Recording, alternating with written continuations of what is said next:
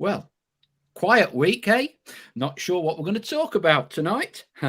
Luke Williams is staying put at Notts County. He confirmed it all very eloquently in his press briefing at Meadow Lane earlier today. Bradford City televised live game on Saturday. A man who has had a foot in both camps joining us this week, as always, Mark Stallard. We won't mention the playoff final. Safe standing. The club have issued a survey of fans today. What do we think? Yes or no? Admission prices. Crew, £27 for that debacle, which would have been bad enough if we were sat in the brand new stand, not the, I think we'd have to call them Victorian level facilities on the other side. Chloe Page will take us through match day pricing and what it costs in the Premier League. And who knows the cheapest club to watch in League Two? It costs £14.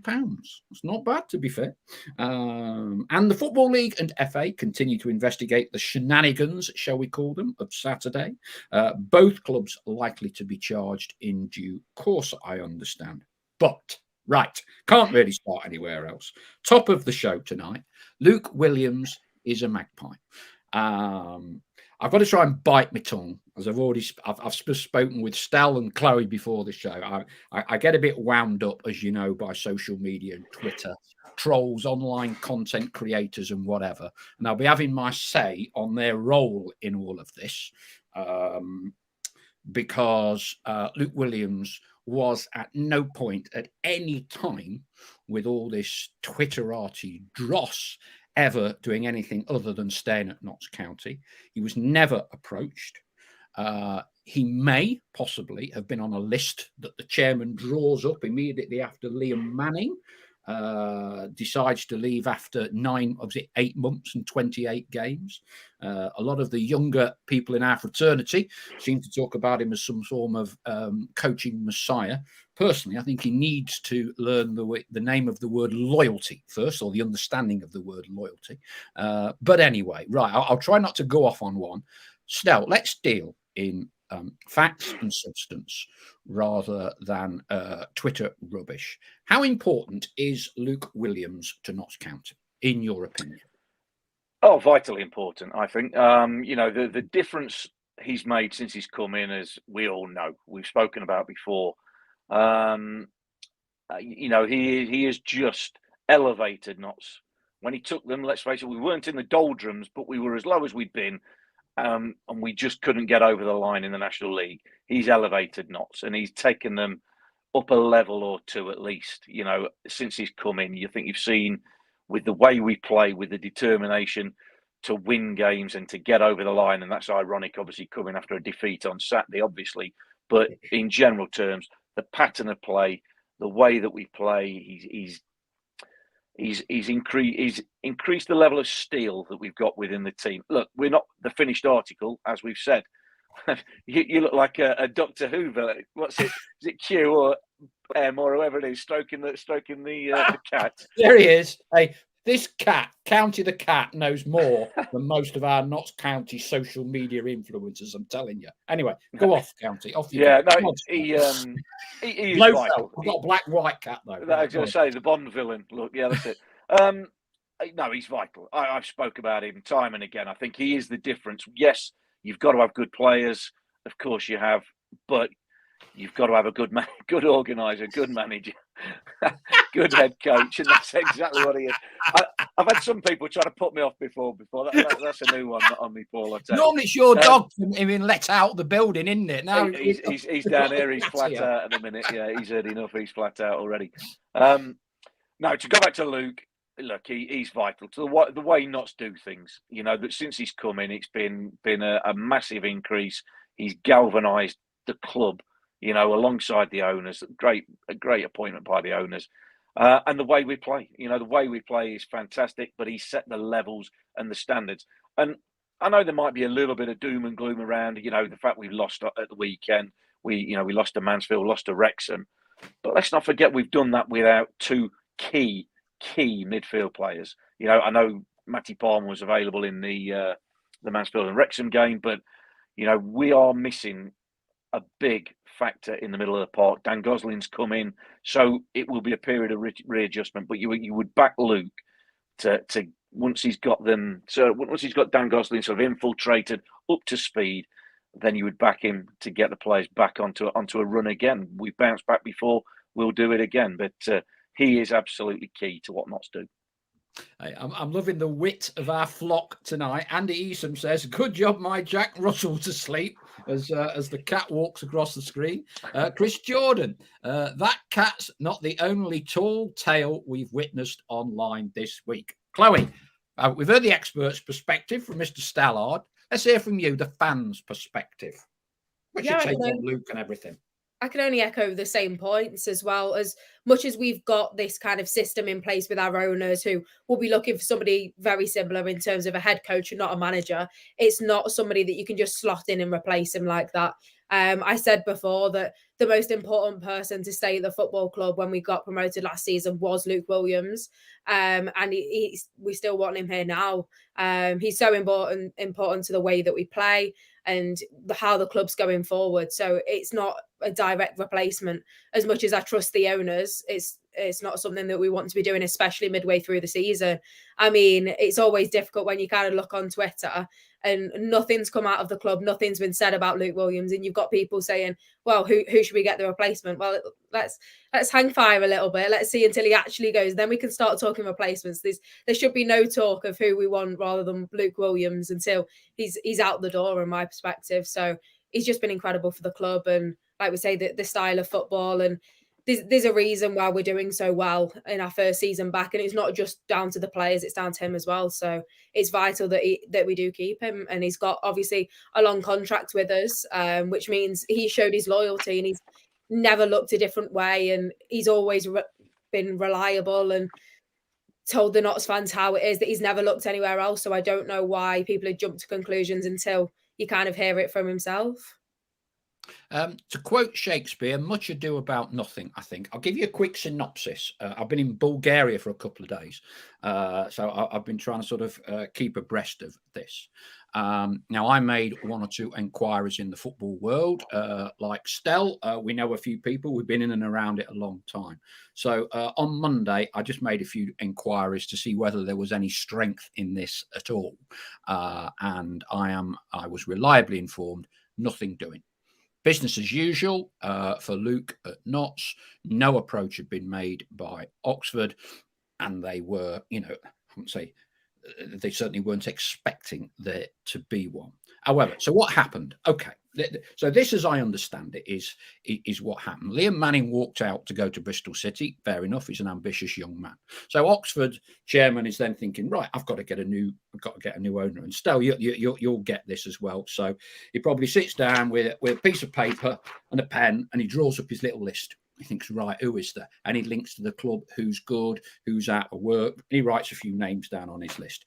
He'll get his club secretary to filter through all the various applicants that come streaming in, as they do for every job. I guarantee you over 100 people will have applied for Oxford's job, of which about 90 will be complete and utter rubbish. And in amongst that list of managers, there'll be a few, might take a look, might not. And they'll form a little shortlist. And it may well be the case that Luke Williams was on that initial list that the chairman and his advisors at Oxford are just putting together. Then they start to do the homework, and they'll find out they'll need to make little inquiries here and there about managers in work. You don't speak to the manager, you speak to the agent, you speak to the representative. A friend of a friend knows someone, might you be interested? And you and you get your card marked. Yeah. And some who you might be interested say, not on my life. Others might say, well, yeah, I might be, my client might be interested. And you'd ask the contractual situation, you'll ask the level of compensation. And so that chairman will come up with a little list. Fair enough. Luke Williams and Stella and I have had this conversation many times.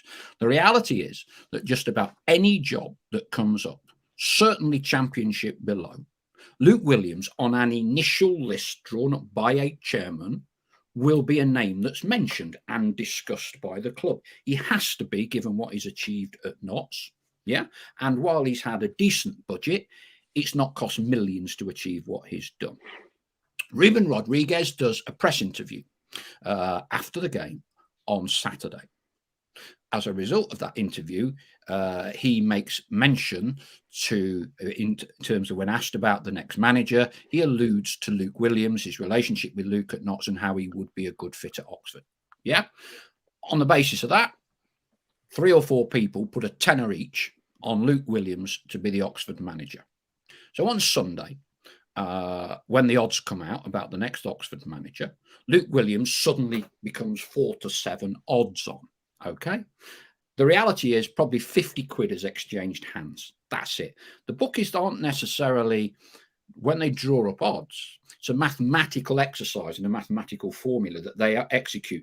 They are trying to make sure they don't get caught with their pants down and lose money. So the odds are reflected by the amount of money that is put on various people. Same in horse racing. So Luke Williams is an odds-on favourite. As a result of this, and let us not forget, Kim Engstrom, a Danish out-of-work manager sacked in the Faroe Isles League, was the favourite to succeed Ian Birchinall. Why?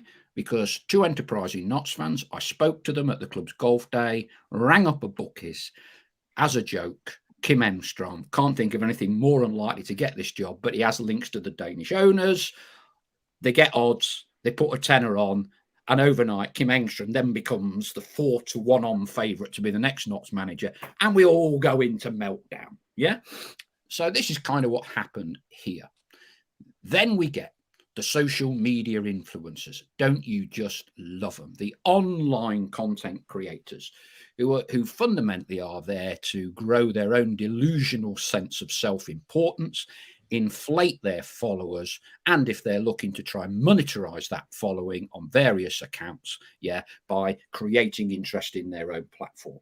So the only person that I'm aware of that had any inside knowledge of this process in the media was the Oxford Mail reporter. I think it was Liam Rice. I was going to say Declan Rice. It's clearly not him. Anyway, and so he's in the know. So he will talk about 2 managers, 2 people shortlisted, interviewing next week. He will be right because the local reporter, and still, I'm sure when he was at Derby and Bradford, you keep matey with a local reporter because he can give you tidbits about what's going on at the club, and if your agent needs to sort of just feather the nest a little bit.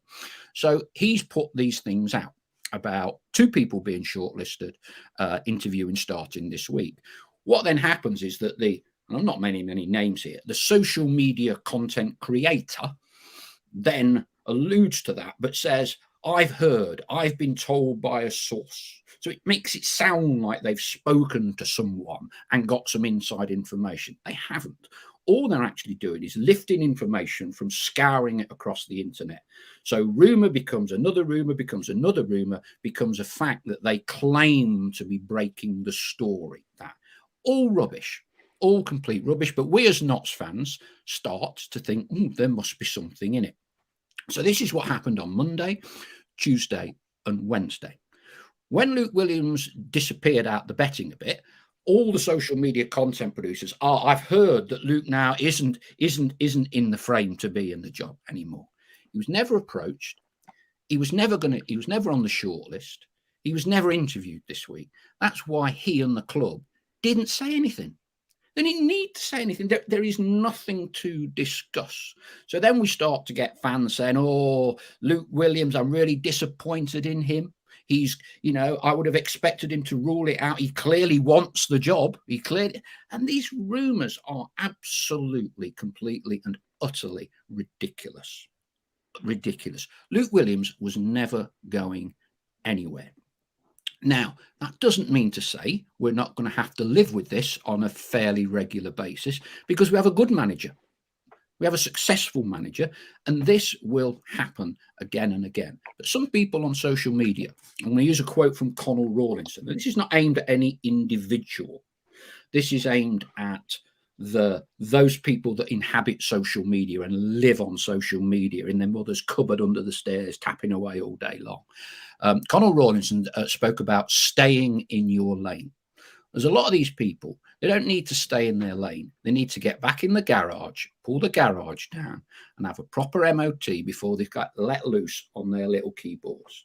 Nothing you have seen on Twitter, with the exception of the Oxford Mail journalist, has borne any relation whatsoever to the truth. None of these social online media creators know anything, okay, about what has gone on. They have lifted, created, and manufactured content from other social media people. Right. I did say I was going to try not to go off on one, but I do want you to understand how our industry works. And I did see a very good point made by someone today in which they said it's a real shame Lee Curtis has left the employ of Reach Nottingham Post and moved to Derby. A lot of these football clubs now, virtually most clubs in the bottom two divisions of English football, no longer have a dedicated football reporter.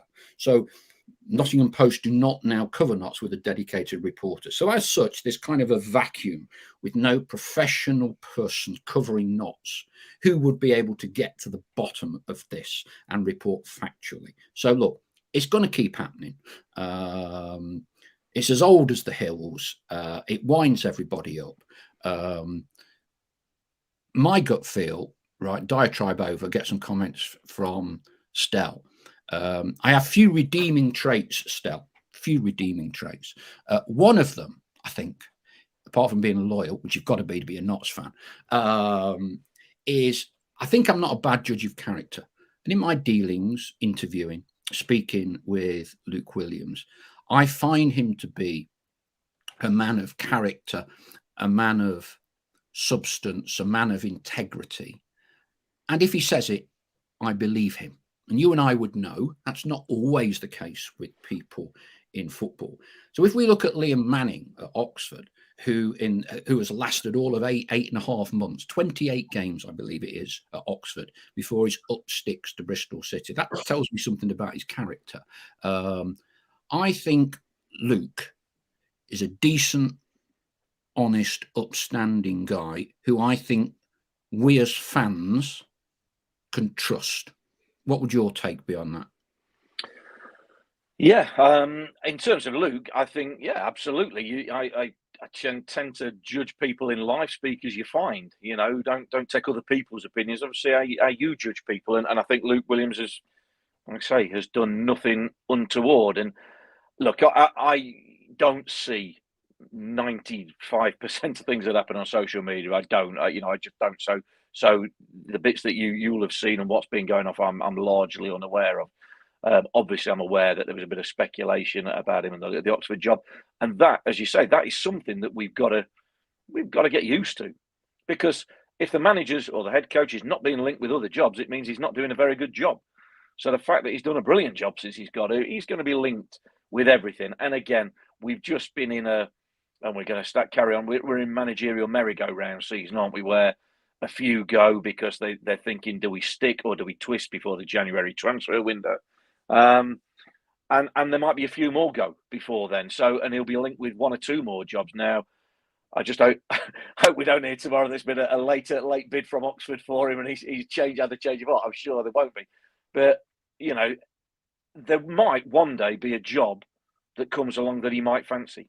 Yeah. But until that day comes, let's not prejudge him on what other managers do. You say about Liam Manning and a million other managers that see an opportunity and jump at the first opportunity that comes along, or they think it's too good to miss, or they're getting the salary bumped up massively. You know, whatever the reason, you can't begrudge. So in that aspect, Luke Williams has done nothing wrong. He's done absolutely pretty much everything right since he's been at Notts. As a person, he seems to be honest, decent, says it how it is, pulls no punches, and doesn't seem to be, you know, the devious sort, if you like. The other side of that coin, or not the other side of the coin, but what I would also say in a caveat to that is, if I'm the club, if I'm the owners and Richard Montague and the people behind the scenes, and I'm sure they'll be not actively searching for another manager should Luke find a job, get an offer that he goes elsewhere. But I would always be aware of what other options are out there, because you just never know. You just never know in football. And, you know, like I say, people might say, well, we've become old and cynical. But that comes from being in football for so many years that you know how it works. And look, I don't think Luke is looking for another job. I don't think he wants to leave Notts. I think he will want to see this project through Certainly with Notts, I think he knows he's at a good club. And look, I don't know anything about Oxford. I don't mean to diss them, if you like, but is Oxford a massive step up? I know they're riding high in League One, but in terms of a club, is that a massive step up from where Notts are right at this minute? Maybe, maybe not. But I think he's a decent guy. If he says he's not had any contact, I'd believe him. Like I say, because he's not done anything to lose our trust.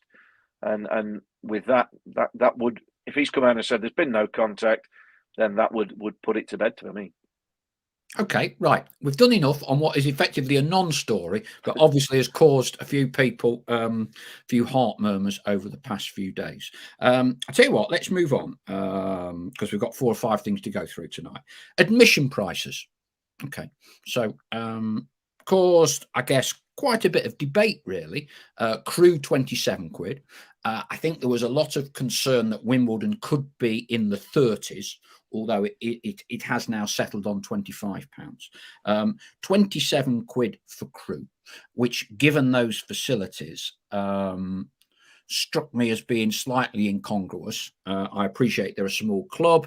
They clearly have a disproportionate amount of their income coming from away fans. So I kind of get why they might want to charge more. I think if they're going to charge more, I think they really need to be looking at accommodating them in the other side of the stand, in their main stand, because I do think those facilities were very, very poor Saturday. Chloe, you're our ticket expert. Burnley ticket office, Notts ticket office, 27 quid. So where does that stand and rank for League Two match day adult prices? So it's certainly up there. I've had a quick look through today and kind of decide for different clubs and their different ticketing strategies. And to put it bluntly, I mean, I obviously work at Burnley and they were playing Arsenal away the same weekend as we went to Crewe, and you could get an adult ticket for £28.50, or you could go to Crewe and pay 27. So I know. So if you're a Burnley fan at Arsenal, it was £28.50. Yeah, so there's a cap on Premier League away prices, which is £30. So nearly every club will charge you £30, and then everything else is kind of up to them what they want to charge for senior children, as long as it's under that £30 bracket. But for the Arsenal fixture, it's £28.50. So for a couple of quid extra, then £1.50 extra, you could have gone to watch one of the biggest clubs in the world. Interesting. So who else is up there? Who are the big hitters from a match day pricing perspective in League Two? So I've taken this from the most expensive ticket that you can get at this ground. So it can always vary on. Some clubs do it by game, and there's a category of game that changes or varies on stands. So the most expensive ticket that you can buy in League Two is at Wimbledon, which is £35. That's not every game, is it? To be fair. But no, so this is literally just the highest price of that club. So I put them all together. The next ones come down to MK Dons at 28 and Crewe and Swindon at 27. And then you've got the bottom hitters, which are Newport at £14. So if you wanted an adult ticket in a specific stand at Newport, you could go at £14. Salford and Crawley are £15. Salford is wherever you want. It's the same price anywhere in the ground. And Colchester at £16.75.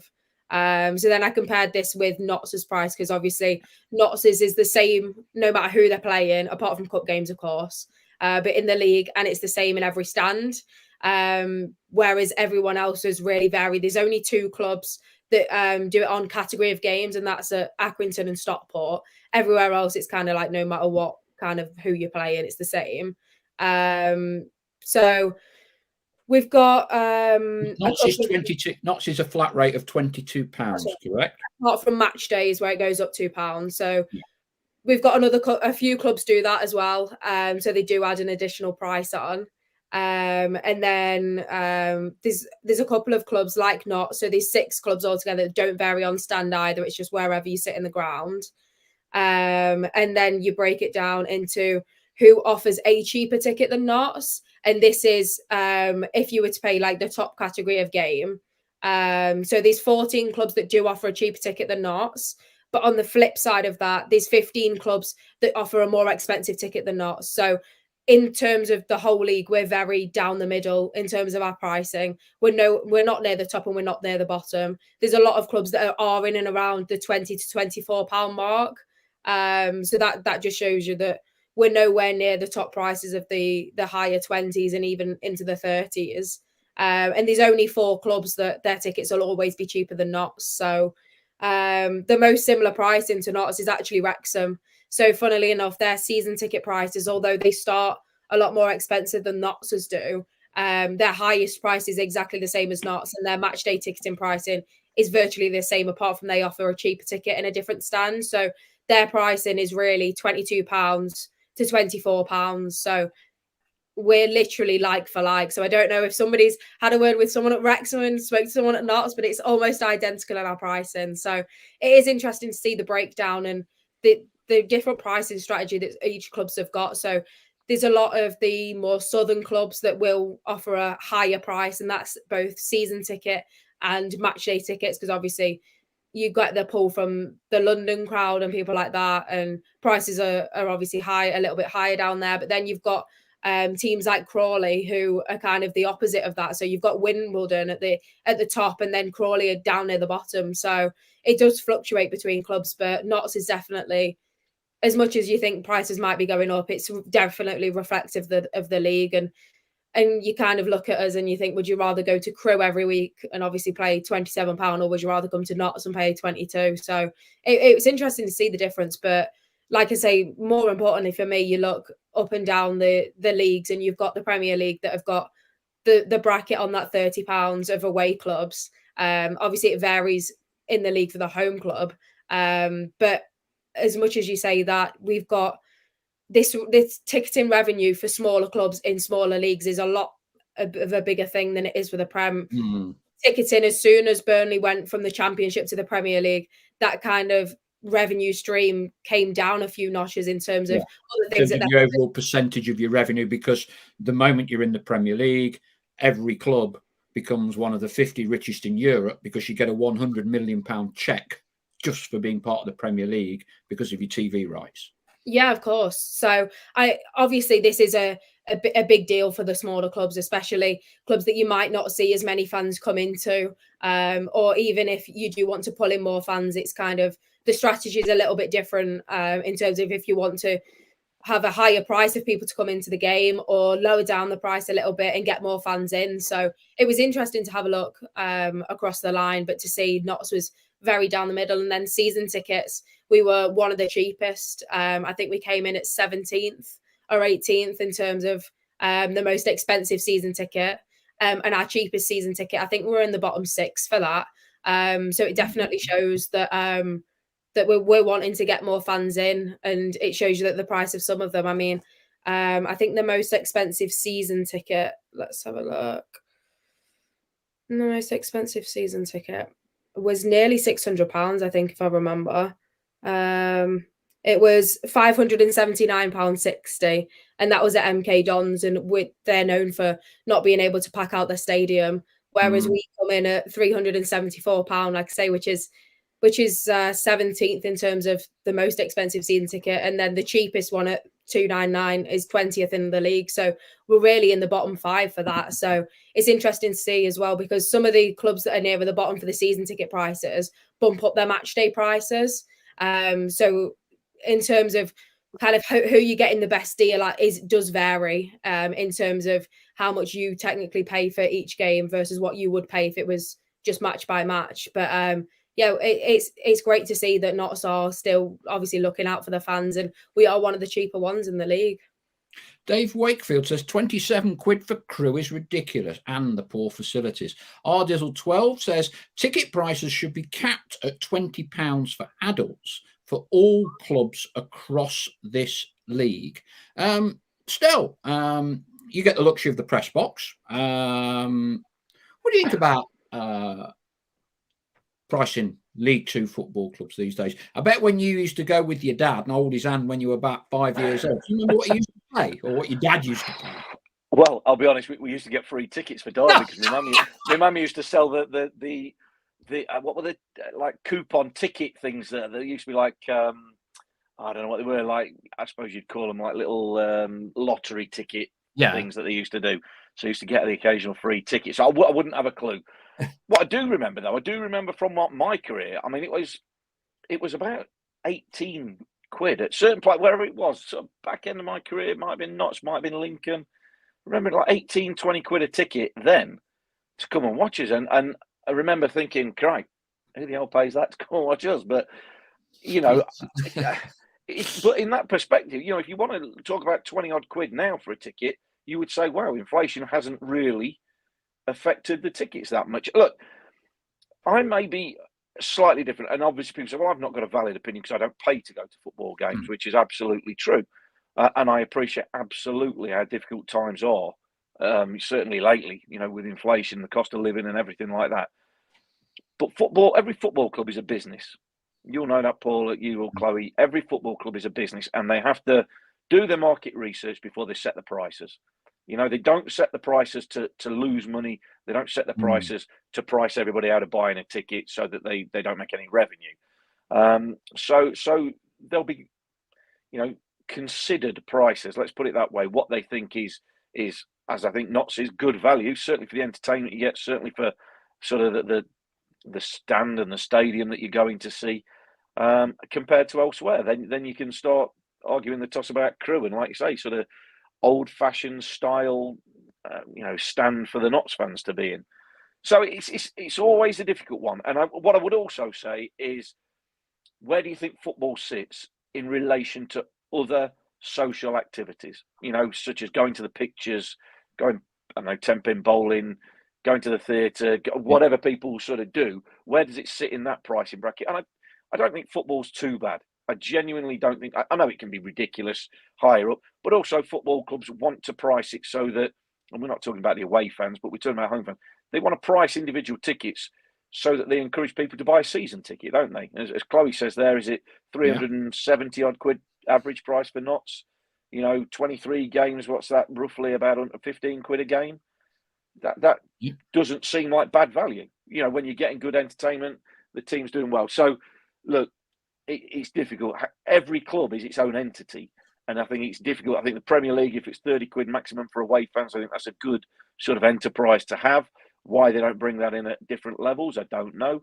But anything they can do to make football cheaper, well, you're certainly going to encourage more fans to come.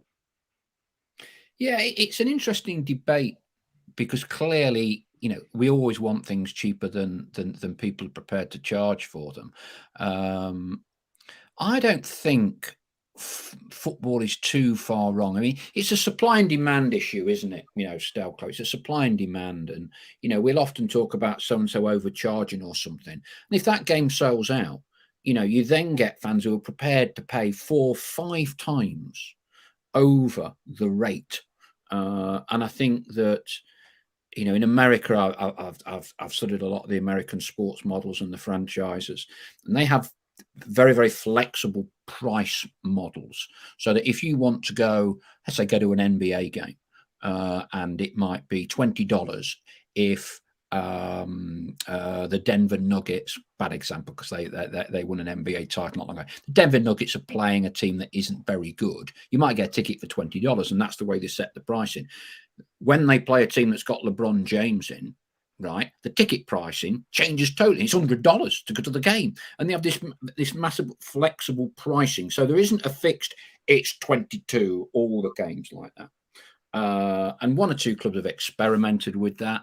I'm not sure if you try and have flexible pricing, it's particularly fair. If I'm honest with you, I'm not sure. I think in many respects, clubs have got it about right. I think they've got it about right. As you say, going anywhere costs, particularly since COVID, you know, what's the markup? 50% compared to what it used to be. So I think I think clubs are pretty reasonable. And my issue, for instance, with Crewe would not necessarily be the £27. It would be it's £27. And I mean, you were the other side still. I promise you, it it was absolutely disgraceful. Clearly, they've got a safety certificate. I don't know how they get that. There's literally one entrance up and down. It took you couldn't go to the loo, you couldn't go to the key bar. It was just completely crushed. It's like those old days that we sort of fondly hark and look back to 30 years ago when everyone was stood like that. It was honestly, it was like that. It was like that. But clearly, in the modern era, people can be intimidated by that kind of environment. So I think clubs aren't bad. Arthur Bushby. Now he's normally a bit leery on here, but he's actually making some sensible comments tonight. So we'll let him stay on. He said that Leeds charge away fans whatever that home team charges Leeds fans. So it's like a quid pro quo. Which I think isn't bad. It isn't a bad idea. Most expensive season ticket in the top 4 leagues, according to Dale Pikett, is £3,000, and it's at Fulham. Alcazar 35. He is of a certain vintage. When I first went to Notts, it was 1 shilling and 9 pence in old money for kids in 1948. But if I'm right, Alcazar 35. We'd just won the World War 3 years earlier, and we'd signed Tommy Lawton, right, which is the equivalent of not signing Harry Kane, and he's in the team Saturday. So I suspect that was probably pretty good value. All ends up. One thing I've noticed, says James Moore, Notts is 22 quid anywhere on the day, but the Pavis stand is more expensive as a season ticket over all other areas. I think it's kind of a premium because in theory you're in the best stand with the best view. Stephen Newton, my first game in 1978 cost 80 pence when I was 12 years old. A programme was 15 pence.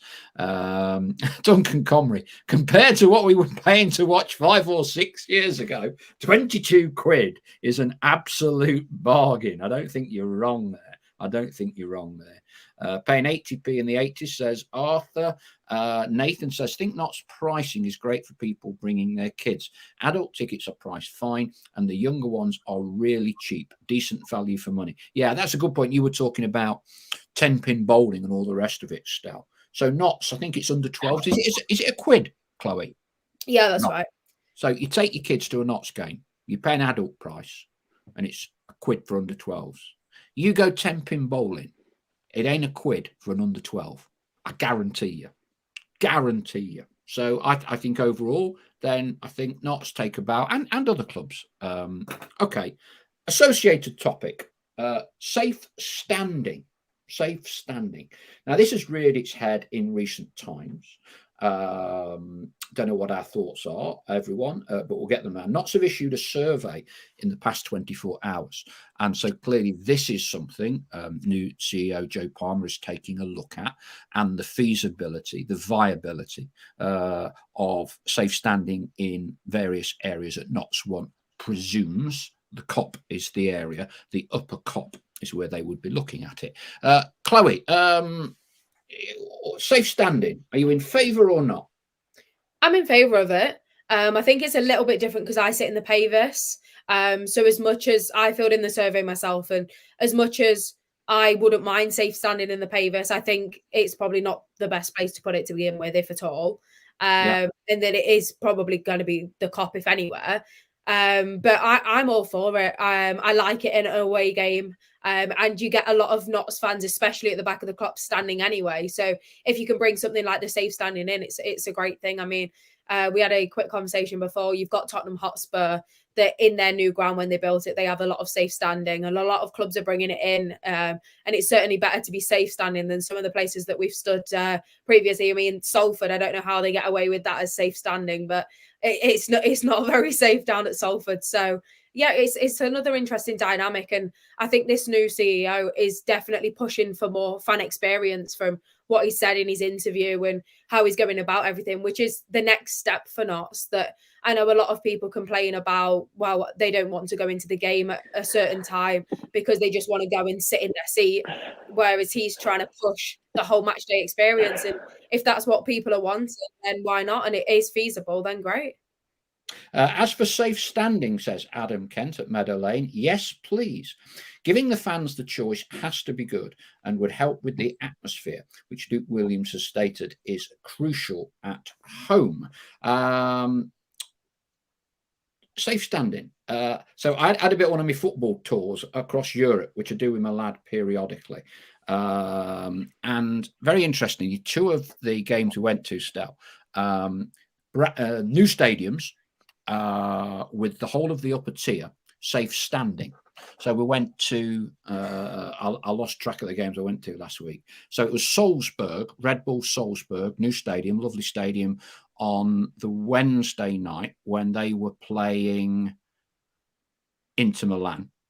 And we had upper tier tickets. And you kind of have and the way it's done is you have this kind of like metal barrier palisade that comes up like that in front of your seat. So you have a seat, and then if you want to stand, you stand up, and then you kind of lean on this sort of like metal individual barrier. And the following night, we also went to Bratislava, as you do, and saw Slovan Bratislava versus Lille in France. And they got a brand new national stadium, 200 million. And again, they've got safe standing. Both those stadiums had it, the kind of like two halves to the stadium. And then the upper bowl all the way round is safe standing. First thing I would say, and I think you said, Chloe, Tottenham have got it, haven't they? New stadium.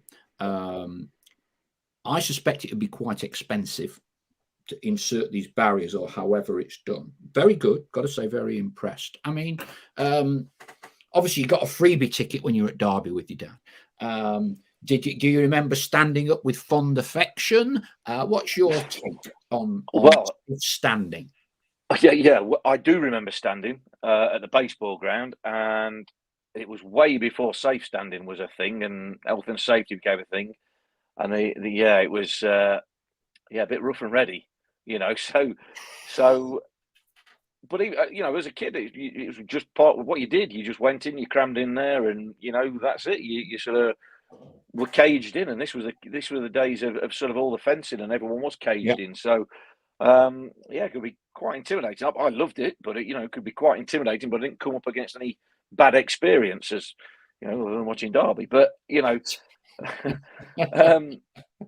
but I think generally a lot of people would like to stand at football. As Chloe said there, people have seats and they stand anyway.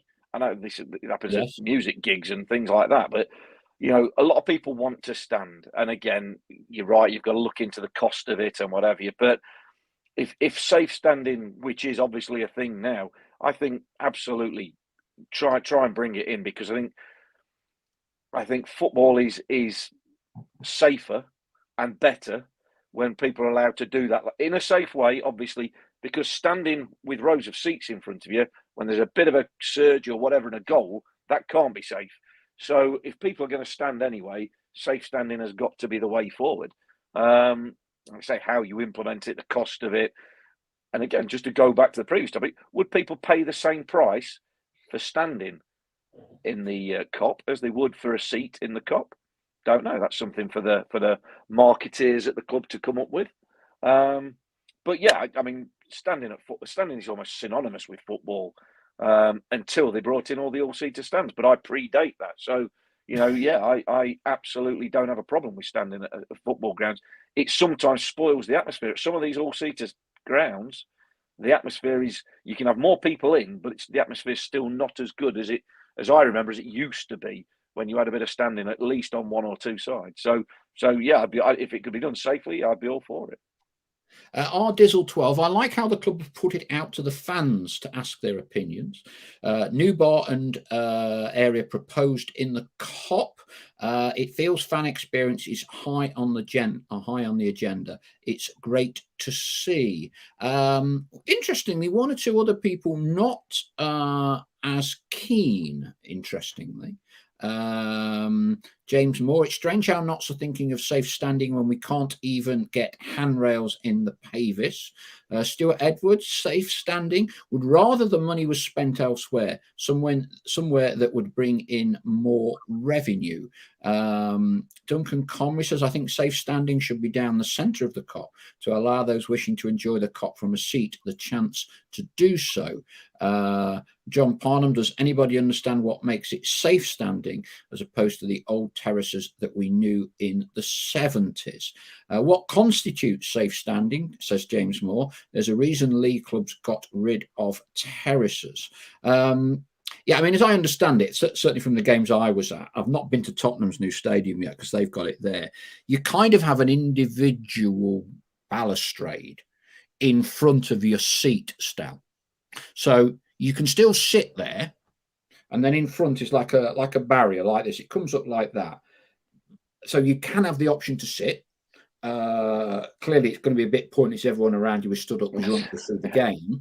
But then when you stand up, rather than there being nothing in front of you, there's like a barrier that's in front of your seat, an individual. So then you can like hands on stand and watch the game.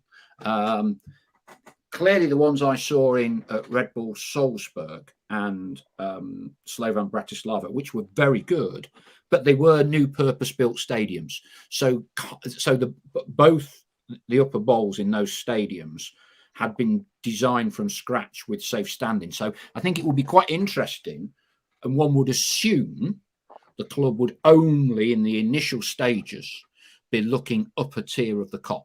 That's what I suggest. Maybe the whole Kop, but maybe upper tier. I think broadly, I would probably support it broadly, but I do think it would be quite expensive. But look, the club are opening it up to fans. Presumably, if fans don't want it, they wouldn't be doing it anyway. So that's enough of that. Anyway, right. Football finally breaks out. Still, Bradford. So you've been there. We won't mention the playoff final. You weren't born then, Chloe. You didn't miss a lot, to be fair. Big club in terms of support. Played in the Premier League. Had some halcyon days.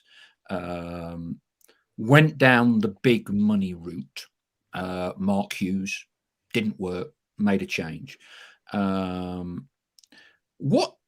What sort of game do you expect Saturday? Well, a tough game, obviously, but I'm going to say that anyway, aren't I? Because every game's a tough game, But I just think with Graham Alexander, new manager, you always know that players are probably going to give it their all, aren't they? They're going to, if they've been in a little bit of a slump, either not in the team or just not liking the previous manager, a new manager comes in. That just sticks everybody on their toes. So, look, they're not in a good run of form. I think they've lost the last 3 games, certainly the last 3 league games, and they are 18th in the table. They've not scored many goals, despite having Andy Cook, who's scored loads of goals in this division for the last couple of seasons at least. So, there's obviously been things wrong. Like I say, the support they get, where they've been previously doesn't count for a great deal in the modern here. But you would have thought with the fan base that they would have got that this if you were looking at all the various clubs in League Two, you'd probably say Bradford have underachieved as much as any of the teams in League Two for 3 or 4 years. Yeah, massively in terms of size of club, fan base, things like that. And I don't know if there's been a little bit of they've just been too quick to change too much, in terms of managerial, and then put some money in, and we know the problems that can bring. So, look, it's a big club. They've got some decent players. Let's make no bones about that. Despite where they are in the league, it's not going to be no different than other games we've had against teams that are sort of lower down in the table. Not so are going to have to perform, but it's going to be a tough game. Like, they don't score many, they don't concede many either. They've conceded a lot less than Notts. So, look, it's a tough game, but Notts on their own patch, you always fancy us, don't you? So, look, I expect us to do the job despite, no Matty Palmer. We don't know if John Bostock's going to be available. Dan Gosling, who's sort of had another 15, 20 minutes at Crewe, maybe not even, well, extra with the added time, but not in terms of running around and getting on the ball. So we'll have to wait and see. Notts have got one or two issues, but they need to bounce back, don't they? You know, they'll be hurting after the Crewe defeat and the manner of the Crewe defeat. But it was a decent performance at Crewe. So if they take that performance level, just need to create more chances, need to create more with the ball. I don't see a problem, but it will be a tough game, no doubt about it. Do you think, Stel, injuries have caught up with Notts a little bit, or is it the defeats have come against the better teams, certainly in terms of those teams and their positions in the league? Yeah, I mean, look, Crewe beat Derby last night, didn't they? Yeah, I saw that. Yeah, it was last night. You know, a very, very, very similar Crewe team that played on Saturday beat Derby well after being 2 up in the first game against them and conceding too late to be took to a replay. So they're a decent team. I saw enough in Crewe, certainly in the first half, Saturday, to say that they are a decent team. Got some decent players, and on any given day can cause an upset. So, look, Mansfield, we didn't perform. We took the lead early, didn't perform. Wrexham, not a lot in the game until they got their goal, the deflected goal. So it's not like we've been battered. It's not like anybody's sort of, you know, Mansfield, you would say on the day we didn't turn up, they played well. And the first day of the season is an aberration. So look, we've been beat, 4 times, 5 times? And not any one of them you would say has meant, oh, crikey, we need to throw the baby out with the bathwater.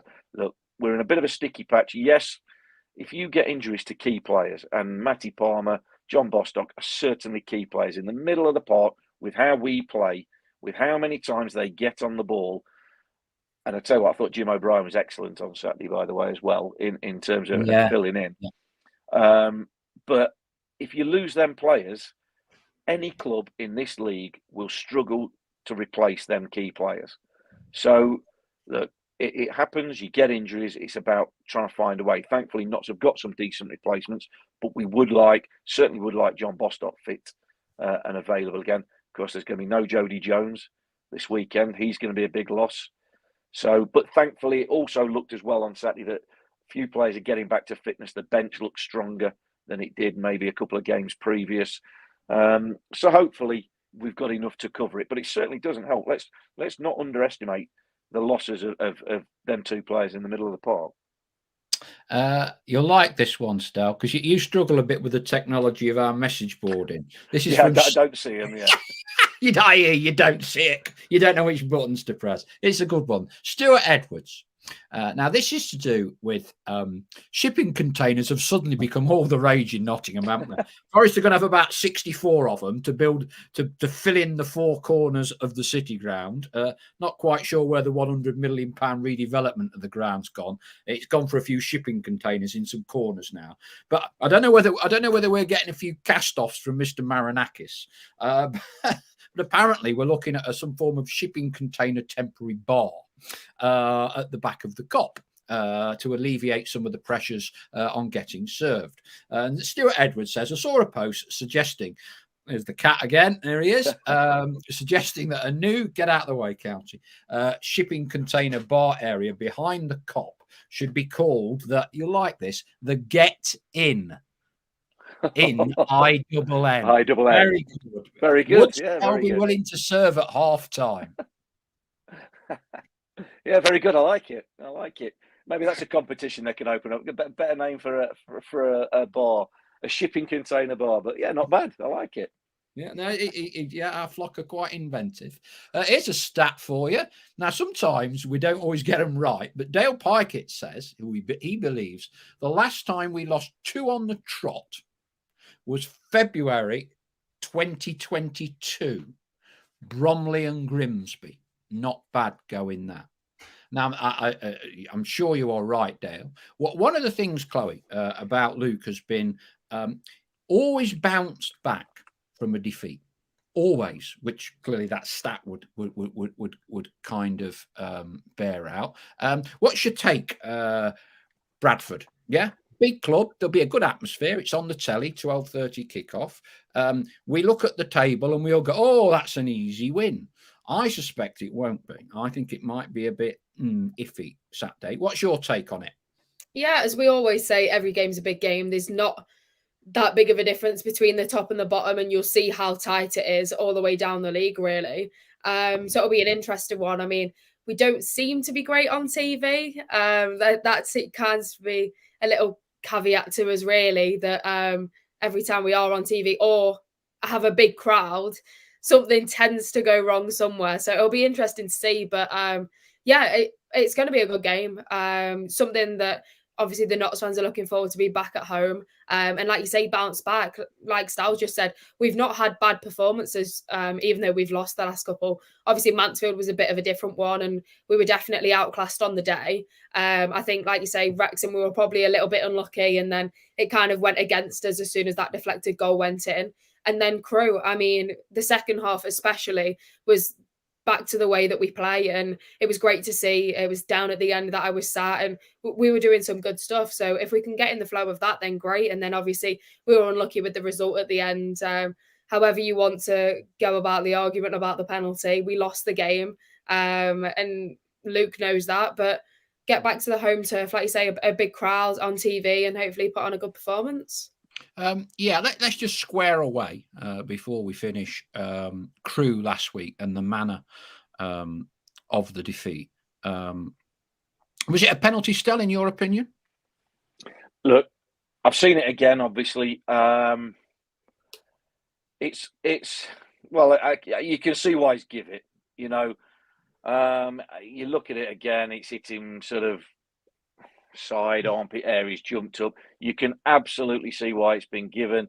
If it was down, the acid test for me is, and again, this is, you try and be as straight down the line as possible. If it happened down the other end, if Macca was lofting it goalwards and their defender did what Jody Jones did, I think we'd all be screaming for a penalty. So, you know, you can see why it's been given. I've got no complaints. Well, I've got complaints why I give it, but I'd like him not to have. But got no complaints about it being given as a penalty. It's not one of them where you could say definitely wasn't a penalty. So again, we just didn't get the rub of the green, did we? And I think everybody will know the frustration was in the delay in giving the decision. So look, and again, there's the ramifications of that sort of thing, the reactions to that. So look, for me, yeah, I can see why it's given. I've got no complaints that we can go, it was a disgraceful decision. You can see why it's given, definitely. Chloe, you were about 5 rows in front of me with your granddad and your dad. In real time, from where you were, did you think it was a pen? And have you seen it since? And what do you think now? At the time, I thought it was difficult because, like you say, we were at the other end of the pitch. Again, you can see that Jody's jumped, and obviously he's kind of jumped kind of with his back to it. So you know his arm's going to be a little bit up. From where I was, I couldn't honestly really tell. And like you say, there was then a bit of a delay with the ref not giving it and the linesman giving it. And then since I've seen it back, I think exactly like you said, Style said, it's one of them. Even if it was in the Prem, you'd probably go with the on-field decision. It is a little bit subjective, and handball these days in the box, who knows the rules anymore? Nobody does. You can almost have your arm in the end and catch the ball and it not be a penalty sometimes, and sometimes it's down by your side and it's given as a penalty. But for me, the more frustrating thing was how much time was added on once the ref obviously pulled his hamstring and came off. We had less than a minute to play. Yeah. However long was then added on, and we kept playing and we kept playing and we kept playing, and then the penalty was given. That was the most annoying part for me. I don't know how many. I think it was in 90+8 that the penalty was, and I think we should have had 4 minutes added on. And in the 3rd minute, the ref went off. So that was the most annoying thing for me. And I've heard a few people say that were obviously sat down the other end of the pitch to where I was, that it was a potential offside. I mean, you can't tell from the replay because of the camera angle. And obviously I wasn't sat down there, so I don't know about that. But again, in terms of what actually happened, if the ball has struck his arm, it's annoying, absolutely. And the way that it happened and everything that happened after, it's not great, but it is what it is. And I don't take bad things away from the game. I take a lot of positives. Me and my dad and my granddad were talking after the game that it was definitely a step forward in the way that we played. Yeah, we need to create more chances, but especially in the second half, we came out and we took the game to them. And like you say, they are a good side, and we went away from home to them. To me, you go away from home, you can't expect anything. Anything more than a loss is a bonus. And everybody says draw your away games and win your home games, and you'll have a good chance of going up. So we definitely took the game to them, and it was just kind of unfortunate of how it played out in the end. Yeah, I mean, look, my view, couldn't tell. Clearly, everyone was massively agreed with the circumstances leading up to the penalty decision. When you've watched it, I think, look, under the modern day rules, whatever you think about them, silhouettes and everything else, I think it's a pen. You know, like Chloe says, who knows the rules? But as I understand them, I think it's a pen. I thought that I think, unfortunately, I think knots are going to get done as a result of the actions of the fans. I think whatever we say, and I think there are quite a few mitigating circumstances around it all. I do believe the linesman was struck. Now, whether that was a boiled sweet or a coin, I don't know what it was, but I believe the linesman was struck, which was why he then made quite a sharp exit into the middle of the pitch. And my understanding is that linesman then didn't want to run down the side of the line because he didn't feel safe. And a lot of the Notts fans have congregated right at the front still. And it's one of those real old-fashioned grounds, you know, whereby literally you're on the front row, you reach out with your hand, side of the pitch, you're touching the linesman. You are literally touching the linesman. And it would appear that there weren't enough stewards or security people to form some form of line or barrier between the Notts fans, who were all right at the front, leaning over, and could literally, if that linesman was running up and down the line, you could touch him. It was that they were that close. So clearly, anything that's aimed at an official, you've got no defence. You've got no defence. So I suspect Notts will be fined, will be charged, and will be fined. And as I said earlier in the programme, I believe Crewe will be fined as well, because they didn't any encroachment onto the pitch, and you would obviously bear this out, still player safety and all the rest of it. I know the home fans, but they shouldn't be on the pitch. So I think in the end, both clubs will probably get done for that. So look, move onwards and upwards. It's been an eventful week. We shall wrap up now. The most important thing, Luke Williams is our manager. Okay, so let's put to bed all this ridiculous speculation and gossip. If we've learned one thing this week, do not read too much into the bookies' odds on these things. Final one, Shrewsbury in the Cup still. Home, yeah. What do you reckon? Well, I think it's a chance for us to go through, aren't they? Shrewsbury not got a very good record on the road. So not particularly good away from home. Another of my old clubs, obviously. The chances of that are not particularly great. Look, hey, it's a home tie. That's all you want, really. In the cup, you want a home tie. You know, people say, well, we'd like to have a team that we know we're going to beat. But, even if it's a team from lower divisions, they've got through to the second round of the FA Cup. So there's no guarantees in any round of a cup of beating anybody. But it's a home tie. It's all we want. And it is a chance to get to the third round. And look, we know Notts are aiming for success in the league. We know we're getting over 10,000 average gate at home. Everything's on the up. But we haven't had a cup run, have we? And we haven't had a big cup tie for a while. So, do you know what? If we can do the business against them, who knows? Lady Luck might smile on us with the draw for the third round. Yeah, I think it's a decent draw. You know, there's not. There was some debate. I was talking with some fans about this. Forest home to Everton, Chloe, and I suspect police have had a say in this. Forest home to Everton, something like 5.30. It would have been interesting if we'd played that at 12.30. If the police had allowed us, and then footballing anoraks like me, who did 28 games in the World Cup, 2 games a day for 3 weeks. You could have done 2 games in a day. you know, Everton fans came early or whatever, if some Forest fans, you know, they always say there's thousands of them come down to watch us. You know, you could have done 2 games in a day, and it might have been interesting. I suspect the authorities would have pied that, but like Stell says, you know, I'm up for a cup run, you know, and I think it's a great opportunity to get into the 3rd round and then just have that buzz and just think for you know, 24 or 36 hours. It could be Notts County versus Manchester United at Meadow Lane, you know. Yeah, absolutely. I love a cup run. Like I say, my first game was Manchester City at home, and that's the reason I'm a Notts fan today. But like you say, it will have been because of the police and things like that. I think we had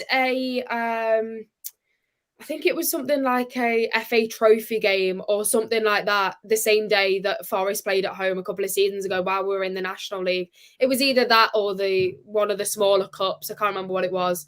But obviously we had a gate of maybe 2,000, so I don't think it really made a difference. But with it being the FA Cup, I'm sure they had a bigger say with how well we're doing. So yeah, it's definitely all you want is a home cup tie. We've been unlucky in the past, however many seasons. It always seems to be an away tie, and it's great to get a few grounds ticked off, but it's not great going away all the time. And it's our best chance of going through. And like Sal says, we've slipped up against lower league clubs before. Many a time we've seen it so many times. I mean, we didn't even get to the first round of the FA Cup, never mind any further than that. So it's great to see, and hopefully we'll be in with the draw for the 3rd round and see where it goes from there.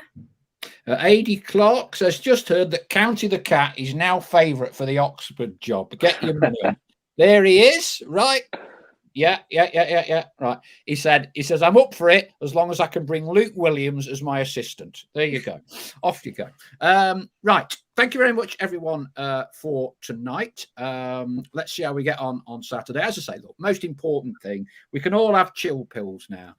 Luke Williams is a Notts County manager through and through. Let's hope we can get the points on Saturday. Chloe, thank you very much for all your time this evening. Stell, thank you as always for your expert opinion. Hope everyone's enjoyed it tonight. Gratuitous plug. Not got your Christmas presents? 15 quid. Right, signed at 12 quid. There's plenty of them. I will be in the club shop an hour before kickoff. Don't forget it's 12:30, so I'll be in from about 11:30 signing these for the Notts fan in your life for Christmas. Thank you very much indeed. Stell, good night. Evening. Good night, Chloe. Good night, Paul. Yeah, and good night to everyone. Thank you for listening, and we shall all be there on Saturday, and Luke Williams will be in the dugout as usual.